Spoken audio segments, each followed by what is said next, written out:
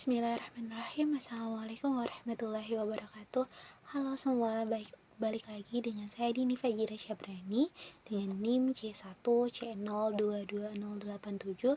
Kali ini kita akan kembali membahas materi akuntansi syariah mengenai pokok pembahasan yaitu Islam dan Syariah Islam.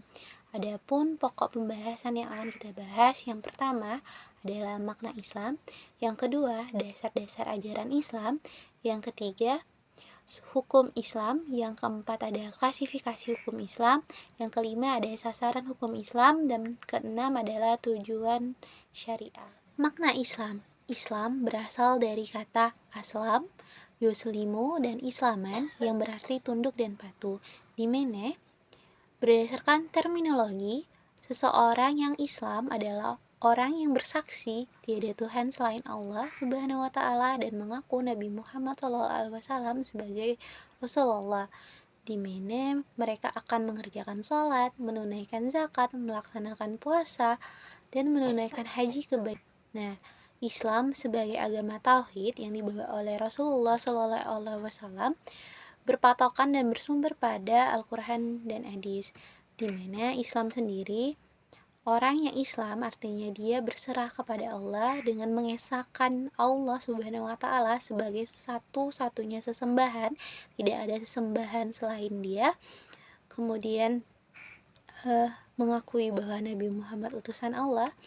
Kemudian Islam juga merupakan agama yang menyempurnakan agama terdahulu, di mana setiap orang yang beriman di dalam Islam dikenal dengan istilah muslim, dan orang yang tidak beriman pada Islam dikenal dengan istilah kafir. Kemudian dasar-dasar ajaran Islam sendiri itu terbagi 3 berdasarkan Al-Quran dan hadis. Yang pertama ada akidah. Akidah dapat diartikan sebagai keimanan atau percaya kepada suatu hal yang diyakini. Nah, akidah sendiri merupakan bentuk dari keimanan seseorang. Akidah sendiri dijelaskan dalam Quran surah Asy-Syura ayat 13, yang dimana artinya berbunyi, Dia Allah telah mensyariatkan bagi kamu dalam agama yang telah Dia wasilahkan juga kepada Nuh, kemudian diwahyukan juga kepada Ibrahim, Musa, dan Isa, yang tegakkanlah agama tersebut dan janganlah kamu berpecah belah di dalamnya. Sangat berat bagi orang-orang yang musyrik untuk mengikuti agama yang kamu suruhkan kepada mereka. Allah memilih orang yang Dia kehendaki pada agamanya dan memberikan petunjuk pada agamanya bagi orang-orang yang kembali kepadanya. Nah, adapun bentuk akidah atau keimanan ini adalah dengan mengimani rukun iman dari 1 sampai 6, di mana diawali dengan iman kepada Allah, iman kepada malaikat, iman kepada kitab, iman kepada rasulnya, kemudian iman kepada hari akhir, dan iman kepada qada dan qadar. Nah, orang yang beriman kepada Allah Subhanahu wa Ta'ala disebut dengan mukmin. Sedangkan orang yang tidak mengimani Allah disebut dengan kafir. Ada 5 golongan orang berdasarkan akidah. Yang pertama tadi ada mukmin, yang kedua ada kafir, yang ketiga ada munafik, di mana munafik adalah golongan manusia yang berpura-pura menerima akidah Islam, tetapi di dalam hatinya dia penuh keraguan. Yang ketiga ada musyrik, adalah golongan manusia yang menyekutukan Allah Subhanahu wa Ta'ala dengan sesembahan atau tandingan selainnya. Yang kelima ada murtad, di mana murtad adalah golongan manusia yang sebelumnya beriman kepada Allah tetapi keluar dan kembali menjadi kafir. Yang kedua, dasar ajaran Islam adalah syariah, di mana syariah berdasarkan terminologi artinya pokok-pokok atau hukum yang digariskan Allah Subhanahu wa Ta'ala yang harus dilalui oleh setiap muslim dalam menjalani aktivitas hidupnya. Nah, syariah sendiri bersifat hukum yang final. Jadi hukum syariah ini dari awal Nabi Muhammad SAW sampai dengan sekarang itu tidak ada perubahan. Nah, hukum syariah ini mengatur tentang ibadah dan muamalah yang meliputi hukum keluarga, hukum privat, hukum perundang-undangan, hukum pidana, hukum internasional, hukum ekonomi dan keuangan. Cakupan syariah sendiri sangat luas dan mengenai seluruh lini kehidupan, di mana pelaksanaan ekonomi Islam contohnya merupakan cangkupan dari syariah, yang dimana kita ketahui bahwa fungsi dari ekonomi Islam atau akuntansi syariah untuk menguatkan pelaksanaan ekonomi Islam yang transaksinya sesuai dengan kaidah Islam melalui pola pengelolaan informasi akuntansi yang juga berlandaskan nilai-nilai Islam. Ketiga, ada akhlak. Akhlak sendiri dapat diartikan sebagai ihsan, yang berarti baik. Akhlak dalam Islam mengatur hubungan manusia dengan Allah dan Rasulnya, atau abdul minallah, dan hubungan antara manusia dengan manusia lain, atau abdul minan nas. Nah, akhlak sendiri dijelaskan dalam Quran surah Ali Imran ayat 31 sampai 32, yang artinya, katakanlah, jika kamu mencintai Allah, ikutilah aku, niscaya Allah mengasihi dan mengampuni dosamu. Allah Maha Pengampun lagi Maha Penyayang. Katakanlah, taatilah Allah dan Rasulnya. Jika kamu berpaling, maka sesungguhnya Allah tidak menyukai orang-orang yang berbuat zalim.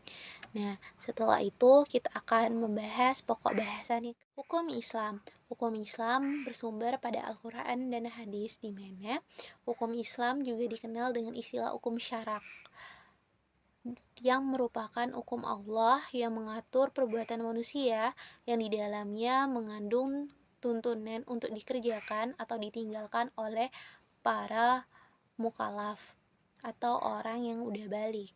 Nah, di mana hukum Islam sendiri dibagi menjadi 5. Yang pertama ada hukum wajib, di mana ketika seseorang melakukan perbuatan tersebut, maka dia akan terhitung bernilai pahala, sedangkan ketika dia meninggalkan perbuatan tersebut, maka akan terhitung dosa. Yang kedua ada mandub atau sunnah, di mana sunnah sendiri ketika dikerjakan mendapatkan pahala, dan jika ditinggalkan tidak mengapa, tidak berdosa, tetapi orang yang meninggalkan sunnah sedikit merugi. Kemudian ada haram, di mana haram kebalikan dari wajib. Ketika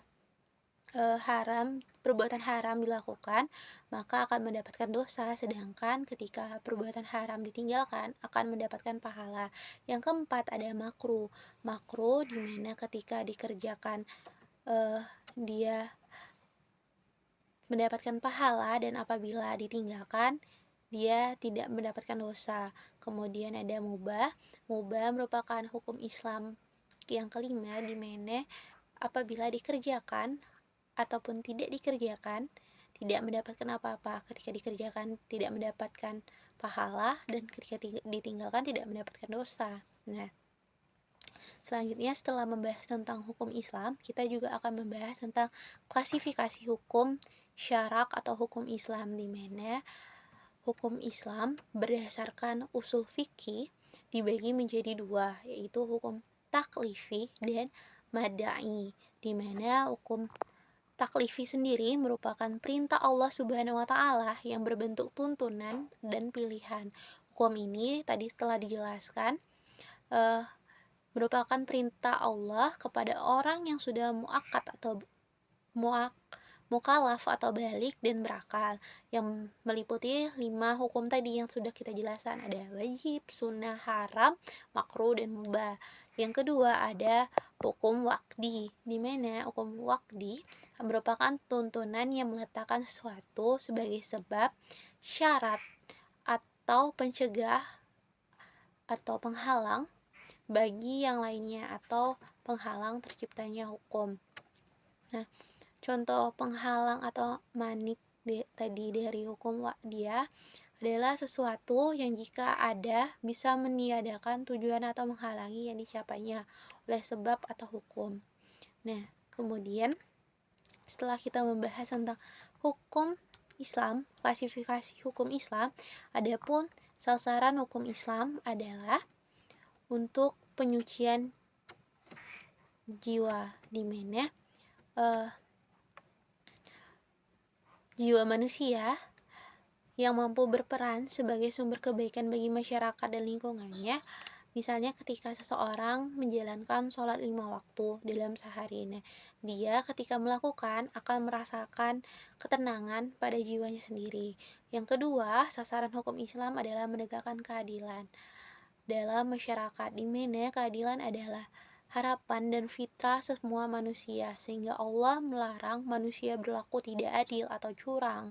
Nah, yang ketiga ada sasaran hukum Islam adalah untuk mewujudkan kemaslahatan manusia, di mana nilai yang terkandung di dalam Al-Quran yang merupakan perintah, larangan, dan anjuran tadi, serta kisah-kisah Nabi dan mujizat Nabi, kisah-kisah yang terdahulu tadi, akan memiliki manfaat baik apabila kita lakukan, baik itu manfaat secara langsung maupun tidak langsung bagi umat Islam. Nah, pokok pembahasan yang terakhir mengenai tujuan syariah, di mana tujuan syariah atau maqasid syariah adalah kebaikan atau kesejahteraan, kemaslahatan umat, di mana ini mencakup 5 pokok tujuan syariah yang ada 5 unsur pokoknya, yaitu untuk yang pertama memelihara agama, yang kedua untuk memelihara jiwa, yang ketiga untuk memelihara akal, yang keempat untuk memelihara keturunan atau keluarga kita, yang kelima adalah untuk memelihara pembahasan kita mengenai Islam dan syariat Islam. Nah, untuk pembahasan selanjutnya akan diupload minggu depan. Semoga pembahasan kali ini bermanfaat. Apabila ada kesalahan mohon dimaafkan. Wassalamualaikum warahmatullahi wabarakatuh.